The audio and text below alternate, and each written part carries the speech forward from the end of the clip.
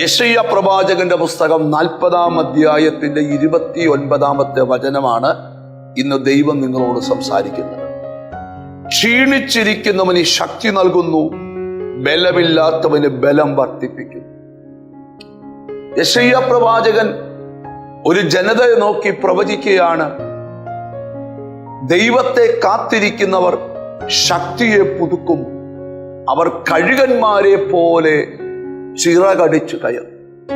എപ്പോഴും മനുഷ്യൻ ഫേസ് ചെയ്യുന്ന രണ്ട് പ്രശ്നങ്ങളാണ്. ഒന്ന്, മനുഷ്യൻ ക്ഷീണിച്ചു പോകുക. രണ്ട്, മനുഷ്യൻ ബലമില്ലാത്തവനായി മാറുക. ആത്മീക ജീവിതത്തിൽ ബലമില്ലാത്ത അവസ്ഥയും ക്ഷീണാവസ്ഥയും ഫേസ് ചെയ്യുന്ന ധാരാളം പേരുണ്ട്. ഇസബേലിനെ വെല്ലുവിളിക്കുകയും ബാലിന്റെ പ്രവാചകന്മാരെ ഇല്ലായ്മപ്പെടുത്തുകയും ചെയ്ത ഏലിയാവെന്ന മനുഷ്യൻ മനസ്സ് ക്ഷീണിച്ചപ്പോൾ മരുഭൂമിയിൽ ഒറ്റയ്ക്ക് പോയി കിടന്ന് എനിക്ക് മരിച്ചാ മതിയെന്ന് പ്രാർത്ഥിക്കുന്ന പ്രാർത്ഥന രാജാക്കന്മാരുടെ പുസ്തകത്തിൽ കാണാം.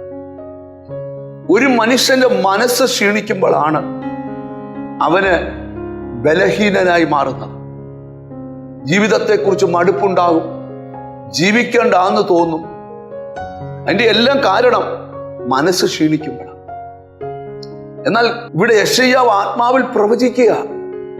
എന്താ പ്രവചിക്കുന്നതെന്ന് കേട്ടെ? ക്ഷീണിച്ചിരിക്കുന്നവന് ശക്തി തരുന്നു. ഇനി വചനം കേൾക്കുന്നവരോട് ഞാൻ പറയാം, നിങ്ങളുടെ ജീവിതം ദൈവശക്തിയാൽ നിറയപ്പെട്ട ഒരു ജീവിതമാണ്. പരാജയമെന്ന പടുകുഴിയിലേക്ക് നിങ്ങളെ തള്ളിയിട്ടിട്ട് നിങ്ങളുടെ വീഴ്ച കണ്ട് ചിരിക്കുവാൻ കൊതിക്കുന്ന 100 ആൾക്കാരുടെ മുൻപിൽ വെച്ച് ദൈവം നിന്നോട് പറയുകയാണ്, നീ ക്ഷീണിച്ചിരിക്കേണ്ടവനല്ല, എന്റെ ശക്തി ധരിക്കേണ്ടവനാണ്. ബലമില്ലാത്തവർക്ക് ബലം വർദ്ധിപ്പിച്ചു കൊടുക്കും. 112-ാം സങ്കീർത്തനത്തിൽ വായിക്കുന്നവന് നിന്റെ സന്തതി ഭൂമിയിൽ ബലപ്പെട്ടിരിക്കും. നീ ബലപ്പെടണം, നിന്റെ സന്തതി ബലപ്പെടണം.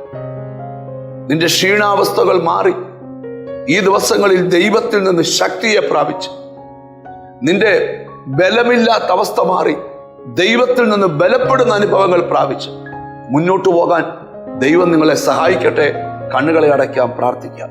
ഞങ്ങളുടെ കർത്താവേ, സ്വർഗസ്ഥ പിതാവേ, ഞങ്ങളുടെ കൺമുമ്പിൽ കാണുന്നതും കേൾക്കുന്നതുമായ പല പ്രതിബന്ധങ്ങൾ ഞങ്ങളുടെ ആത്മീക മുന്നേറ്റത്തെ ക്ഷീണിപ്പിക്കുമ്പോൾ, ഞങ്ങളുടെ ആത്മീക ബലത്തെ കെടുത്തുമ്പോൾ, അങ്ങയിൽ നിന്നുള്ള ശക്തിയും അങ്ങയിൽ നിന്നുള്ള ബലവും ഞങ്ങളുടെ മേൽ വരണം. എന്നോട് ചേർന്ന് പ്രാർത്ഥിക്കുന്ന മക്കളെ നിന്റെ നാമം ചൊല്ലി പിതാവിൻ്റെയും പുത്രന്റെയും പരിശുദ്ധാത്മാവിന്റെ നാമത്തിൽ അനുഗ്രഹിച്ച് പ്രാർത്ഥിക്കുന്നു. അവർ അനുഗ്രഹിക്കപ്പെടട്ടെ, യേശു ക്രിസ്തുവിൻ നാമത്തിൽ തന്നെ.